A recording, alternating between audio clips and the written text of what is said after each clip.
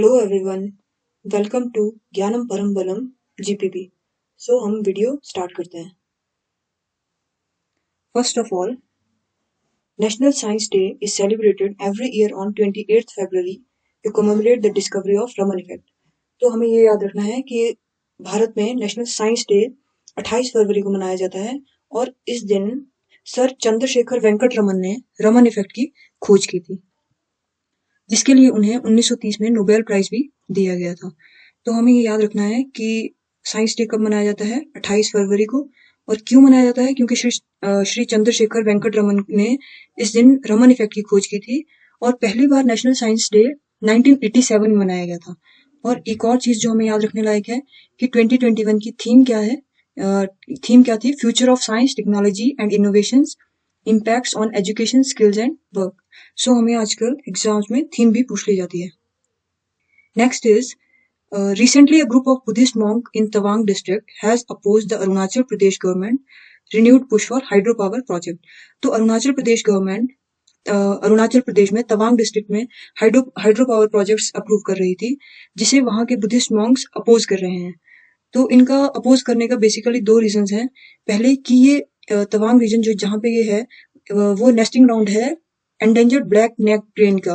मतलब यह एक पक्षी है जिसे ये बुद्धिस्ट जो ग्रुप है वो इसे 6th दलाई लामा का एम्बॉडीमेंट कंसीडर करते हैं। एम्बॉडीमेंट मतलब उसमें जो ब्लैक नेक क्रेन है उसमें दलाई लामा का कुछ अंश है।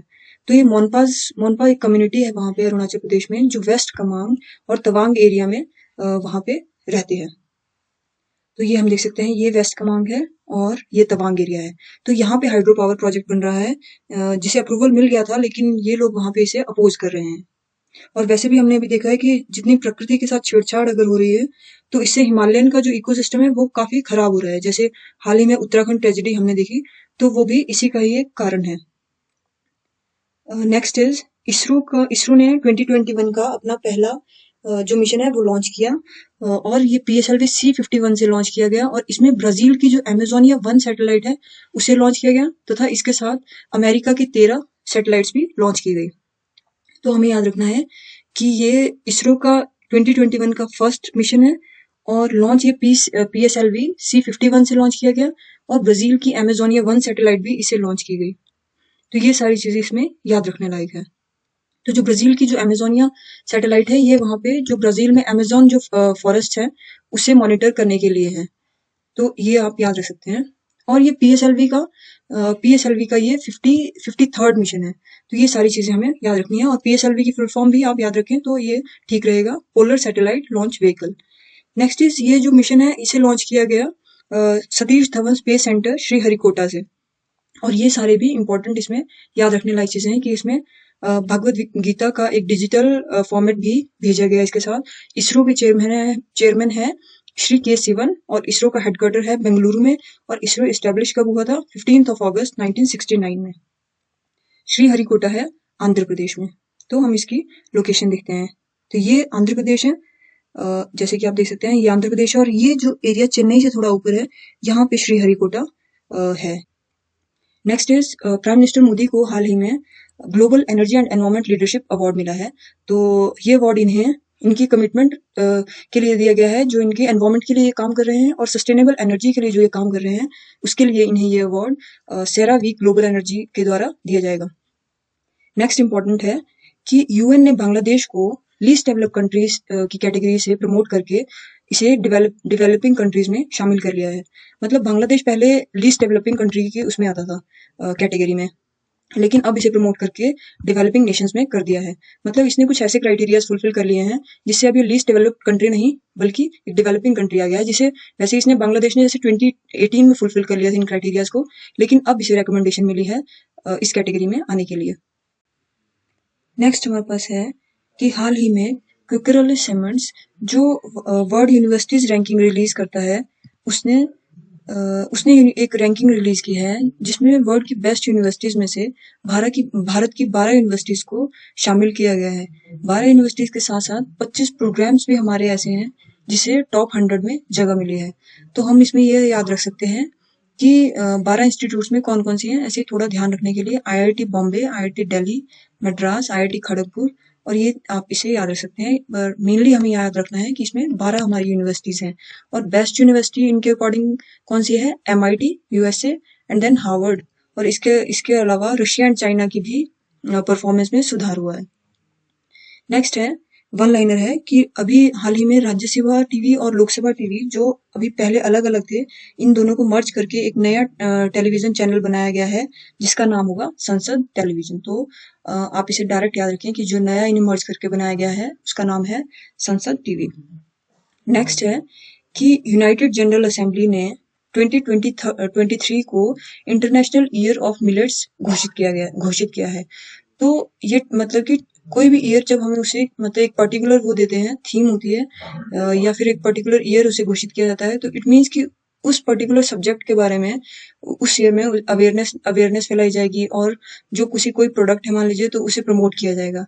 तो मिलेट मतलब बाजरा। तो ये भारत ने एक प्रपोजल रखा था कि 2023 को ईयर ऑफ मिलेट घोषित किया जाए, अडॉप्ट किया जाए। तो यूएन जनरल असेंबली ने इसे अडॉप्ट कर लिया है। तो आप इसे याद रखें कि 2023 will be the year of international year of millets. Next is ये एक स्कीम है घरों की पहचान चलिक नाम। तो इसका मतलब है daughter's name is home's identity, मतलब बेटी के नाम, बेटी से ही घर की पहचान है। तो हम इसे याद रखेंगे कि ये स्कीम कहाँ की है, उत्तराखंड की। परंतु अब यहाँ पे ये त्रिवेंद्र सिंह रावत है सीएम, तो ये पुरानी न्यूज है क्योंकि अब वहाँ के सीएम चेंज हो गए हैं और अब ये है तीरथ सिंह रावत। तो आप इसे याद रख सकते हैं कि उत्तराखंड के सीएम कौन है अभी, तीरथ सिंह रावत। और ये स्कीम कहाँ पे है, घरों की पहचान चलिक नाम, उत्तराखंड में। नेक्स्ट इज रशिया ने एक सैटेलाइट लॉन्च की है जो आर्कटिक रीजन को स्टडी करेगी। आर्कटिक रीजन जो ग्लोब में नॉर्थ बिल्कुल पोलर रीजन है। तो और इस सैटेलाइट का नाम है आर्कटिका M। तो ये बहुत इंपॉर्टेंट है कि हाल ही में किसने आर्कटिक रीजन को स्टडी करने के लिए एक सैटेलाइट लॉन्च की है, तो वो है रशिया। और उनकी सैटेलाइट का नाम क्या है, तो आर्कटिका M। तो ये दोनों ही चीजें आप याद रख सकते हैं। नेक्स्ट इज कि चाइना के ग्रुप है रेड एको, उसने एक मालवेयर हमारे यहाँ पे बॉम्बे में जो एक पावर क्राइसिस हुआ था अक्टूबर मंथ में लास्ट ईयर, तो ये मालवेयर उन्होंने इंस्टॉल किया था, उसका नाम था शैडो पैड। तो हमें याद रखना है कि इन्होंने कौन सा मालवेयर यहाँ पे हमें हैक किया था और डाला था, तो ये है शैडो पैड और उसका ग्रुप का नाम क्या है, रेड एको। तो पिछले साल जब भारत और चाइना की आपस में क्लैशेस चल रहे थे गलवान में और टेंशन थी, तो उस टाइम उन्होंने बॉम्बे में जो पावर ग्रिड सिस्टम होता है उसे टारगेट किया था और मालवेयर वहां पे उन्होंने इंस्टॉल किया और ये मालवेयर का नाम है शैडो पैड। तो मालवेयर क्या होता है, malware is basically malicious software जो होते हैं, जैसे वायरसेस वगैरह होते हैं, तो ये सारे मालवेयर कहलाते हैं। तो हमें ये याद रखना है कि शैडो पैड नाम का मालवेयर उस टाइम यहाँ पे यूज किया गया था। नेक्स्ट इज कि सिमलीपल बायोस्फीयर रिजर्व जो न्यूज में था वो कहाँ पे है, तो सिमलीपल बायोस्फीयर रिजर्व इसलिए न्यूज में था क्योंकि यहाँ पे मैसिव फायर, बहुत ज्यादा आग लगी थी। तो ये है उड़ीसा में और अभी भी ये अंडर कंट्रोल नहीं है और इसे कंट्रोल करने की कोशिश की जा रही है। तो इसे आप डायरेक्ट याद रख सकते हैं कि सिमलीपाल बायोस्फीयर रिजर्व कहाँ पे है, उड़ीसा में। नेक्स्ट इज कि आर्कियोलॉजिकल सर्वे ऑफ इंडिया ने झारखंड के झुलझुल पहाड़ में एक बुद्धिस्ट मोनेस्ट्री को अनअर्थ किया, मतलब वहां पे निकली है। तो हमें याद रखना है कि झारखंड में ये है मोनेस्ट्री और 900 ईयर्स ओल्ड है, मतलब जब वहां खुदाई कर रहे थे तो ये वहां पे मिली है। तो इसमें 10 पत्थर की मूर्तियां पाई गई, जिसमें तारा देवी की और बुद्ध जो थे उनके स्टोन के स्टैचूज मिले हैं। तो इसे हम डायरेक्ट याद रखना है हमने कि कहाँ पे मिले हैं, झारखंड में। और ये 900 साल पुरानी ये मोनेस्ट्री है। और इससे जो ये तारा देवी की जो वहां पे मिली है, तो इससे ये आइडिया लगाया जा रहा है कि ये वज्रयान जो बुद्धिज्म की एक टाइप है, वज्रयान, उसको ये वहां पे प्रैक्टिस किया जाता था। नेक्स्ट इज कि अभी यूरोपियन यूनियन ने एक रेजोल्यूशन अडॉप्ट किया है कि जिसके अनुसार वहां के लोगों को राइट टू रिपेयर दिया जाएगा। तो राइट टू रिपेयर का मतलब है कि जैसे वहां पे कंपनीज रेफ्रिजरेटर या वॉशर्स, हेयर ड्रायर्स, टेलीविजन वगैरह सेल करती हैं, बेचती हैं। तो सपोज वहां पे उसके जो स्पेयर पार्ट्स हैं वो उन्हें 10 साल तक कम से कम रखने ही पड़ेंगे। ये इस चीज के लिए है क्योंकि वहां पे ताकि लोग चीजों को लंबे समय तक यूज कर सके। मान लीजिए कोई प्रोडक्ट हमारे पास है या यूरोपियन यूनियन में कोई प्रोडक्ट यूज कर रहे हैं इनमें से, तो अगर वो खराब हो जाता है और उसका स्पेयर पार्ट अगर नहीं मिलता तो लोग मजबूर हो जाते हैं कि वो नया नया प्रोडक्ट लें। अब इसी से बचने के लिए, ताकि प्रोडक्ट को लंबे समय के लिए यूज किया जा सके, वहां पे ये राइट में दिया जा रहा है, राइट टू रिपेयर, मतलब कि 10 साल तक कम से कम जो कंपनीज हैं उन्हें उसके स्पेयर पार्ट्स रखने ही पड़ेंगे। तो आपको ये डायरेक्ट याद रखना है, क्योंकि आजकल एग्जाम्स में ये पूछ लिया जा रहा है कि कौन सी मूवमेंट या फिर कौन से जैसे ये राइट है तो ये कहाँ पे चल रहा है, तो ये है यूरोपियन यूनियन में। नेक्स्ट इज कि केरला का जो सेंट जॉर्जेस ऑर्थोडॉक्स चर्च है उसे आर्कियोलॉजिकल सर्वे ऑफ इंडिया ने मॉन्यूमेंट ऑफ नेशनल इम्पोर्टेंस का दर्जा दे दिया है। तो ये मॉन्यूमेंट ऑफ नेशनल इम्पोर्टेंस का मतलब होता है कि इसे सेंटर की तरफ से प्रमोशन मिलेगी, मतलब सेंटर इसकी देखरेख करेगा, सेंटर की तरफ से फंड आएंगे और इसे प्रोटेक्ट करने के लिए स्टेप्स उठाए जाएंगे। तो आप ये याद रखना है कि केरला में है saint George's orthodox church. Next is कि एक रिपोर्ट आई है फ्री इन द वर्ल्ड 2021, तो इसके अनुसार भारत का स्टेटस अब फ्री से पार्टली फ्री हो गया है।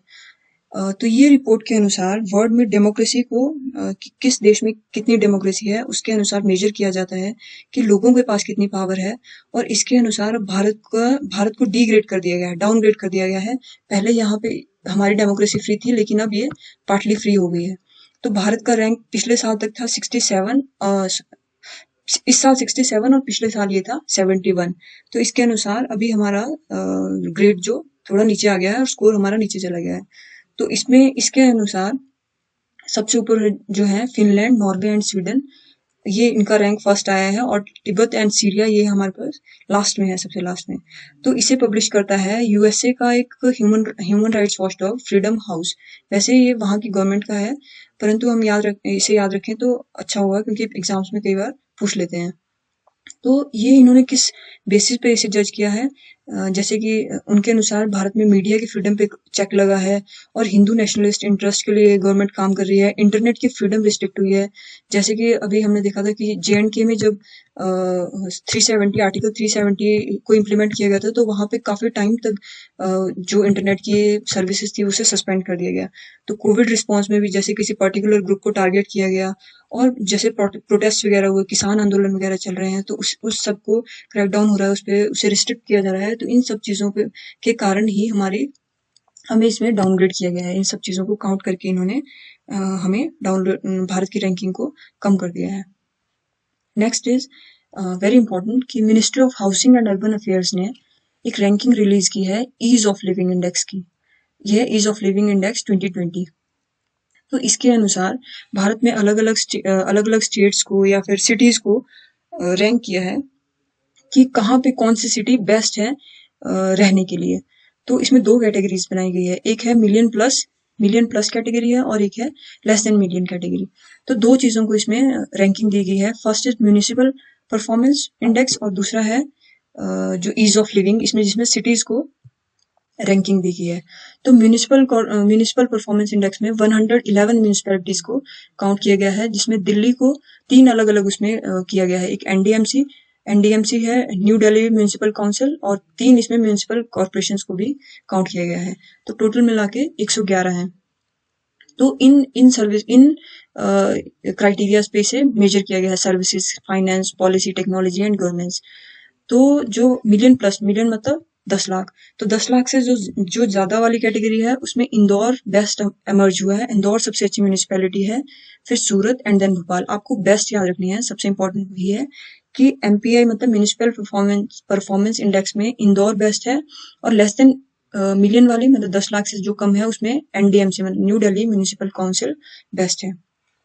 और ईज ऑफ लिविंग इंडेक्स में मिलियन प्लस कैटेगरी में बेंगलुरु फर्स्ट है, और उसके बाद पुणे एंड अहमदाबाद, और लेस देन मिलियन कैटेगरी में शिमला बेस्ट आया है, और Bhubaneswar and Silvassa second and third number पे। आप वर्स्ट पे भी एक बार नजर डाल सकते हैं।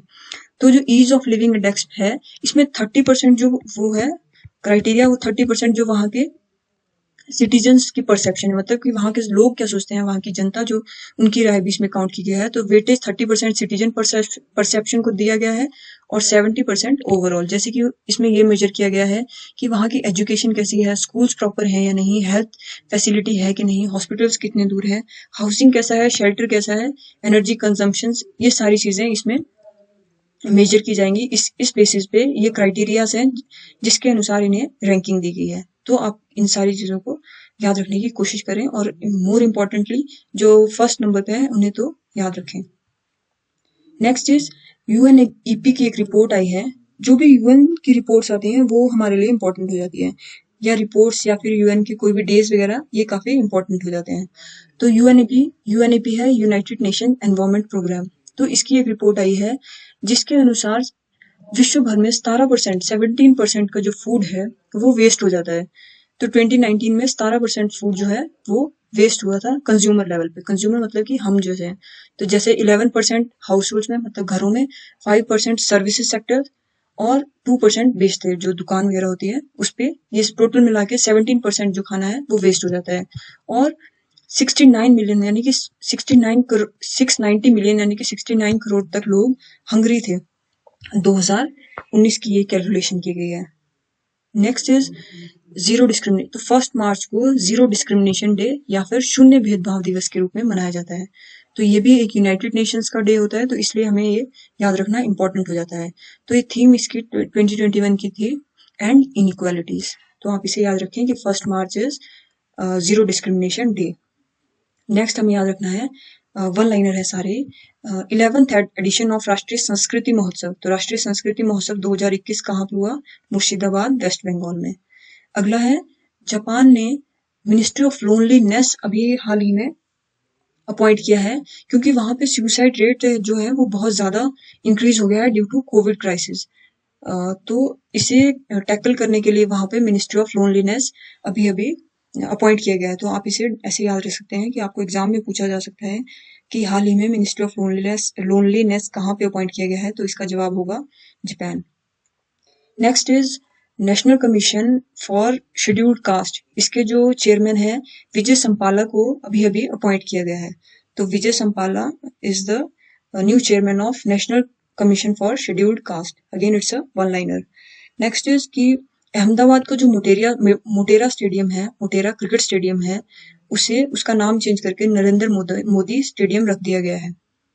तो ये विश्व का अभी तक का सबसे बड़ा क्रिकेट स्टेडियम है। तो आप इसे याद रखें कि मोटेरा स्टेडियम कहाँ पे है? अहमदाबाद में, और इसका नाम अब क्या रख दिया गया है? Narendra Modi stadium. Next is कि Indian socialist activist Anjali Bhardwaj जो है, उन्हें जो बाइडेन एडमिनिस्ट्रेशन ने 12 एंटी करप्शन चैंपियन, मतलब जो करप्शन के अगेंस्ट जिन्होंने अच्छा काम किया है, उन्होंने बाइडेन एडमिनिस्ट्रेशन ने उन्हें सम्मानित किया है। तो अंजलि भारद्वाज भी उसमें से एक है, जो ये भारत की सोशल एक्टिविस्ट हैं। तो भारत के जितने भी लोग इंटरनेशनल स्तर पे अच्छा काम कर रहे हैं और इन्हें अवार्ड्स मिल रहे हैं, तो वो हमारे लिए एग्जाम पॉइंट ऑफ व्यू से इम्पोर्टेंट हो जाते हैं। नेक्स्ट इज कि नासा ने हाल ही में मार्स पे एक रोवर मिशन भेजा। तो नासा मार्स एक्सप्लोरेशन प्रोग्राम, उसमें एक रोवर था। रोवर मतलब जो वहां पे चलता है, तो उसका नाम था परसिवरेंस। और जो एक स्मॉल रोबोटिक हेलीकॉप्टर, एक छोटा सा हेलीकॉप्टर था, उसका नाम है इंजेन्युइटी। तो ये दोनों जो बिल्कुल आपको याद रखने हैं कि रोवर जो वहां पे चल रहा है, मतलब गाड़ी से एक छोटी सी, उसका नाम है परसिवरेंस, और जो हेलीकॉप्टर है वो है इंजेन्युइटी। और इसे जो वहां पे guidance and control operation lead थी, इसे वो कर रहे थे, हैंडल कर रही थी स्वाति मोहन, जो कि भारतीय मूल की एक साइंटिस्ट है। तो हमें स्वाति मोहन का नाम बिल्कुल याद रखना है, क्योंकि बहुत इंपॉर्टेंट है एग्जाम पॉइंट ऑफ व्यू से, कि स्वाति मोहन ने जिन्होंने नासा के मार्स मिशन को लीड किया। तो हमें याद रखना है कि परसिवरेंस रोवर, इंजेन्युइटी हेलीकॉप्टर, और स्वाति मोहन जिन्होंने इसे लीड किया था। तो इसके साथ हमारी आज की वीडियो समाप्त होती है। Thank you very much.